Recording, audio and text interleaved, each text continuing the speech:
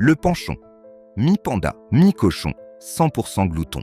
Il est impossible de passer à côté de ce phénomène pour qui chaque repas est un combat sans fin contre la satiété, où tous les goûts sont permis.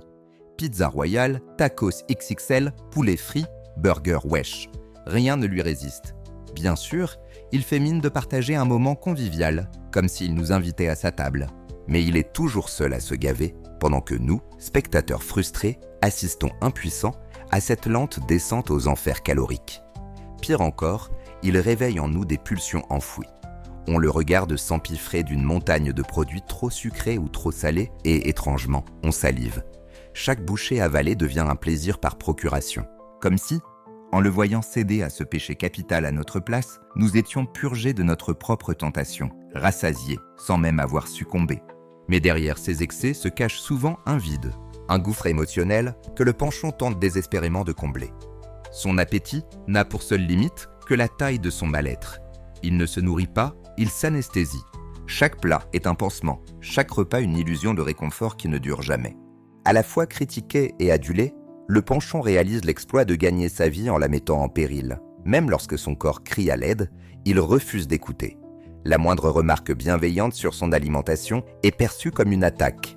Que quelqu'un ose lui parler de modération, de régime, ou pire de légumes, et il s'enferme dans son royaume de malbouffe.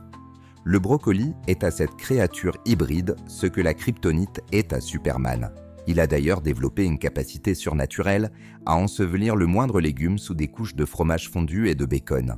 Il est la coqueluche des perroquins, qui l'accueillent dans leur fast-food comme un messie de la visibilité, lui offrant des menus XXL à l'œil pour gratter des vues. Il traque les éditions limitées, dissèque les nouveautés et analyse chaque sauce avec la rigueur d'un expert à Miami. Lorsqu'on croise un panchon, une ratatouille d'émotions nous submerge. Gêne, dégoût, peine, fascination et curieusement, une fringale soudaine qu'on n'explique pas. Une partie de nous veut l'arrêter, lui hurler « Stop, ce que tu fais là n'a aucun sens ». Mais soyons honnêtes, ce n'est pas vraiment lui qu'on essaie de convaincre. Alors, on le regarde, hypnotisé, partagé entre compassion et curiosité malsaine, avant de détourner les yeux. Au final, on reprendra le cours de notre vie, vaguement soulagé de ne pas être à sa place. Jusqu'à ce que nos propres tentations nous rattrapent. Et après tout, chacun est maître de son destin, à défaut d'être maître de ses pulsions.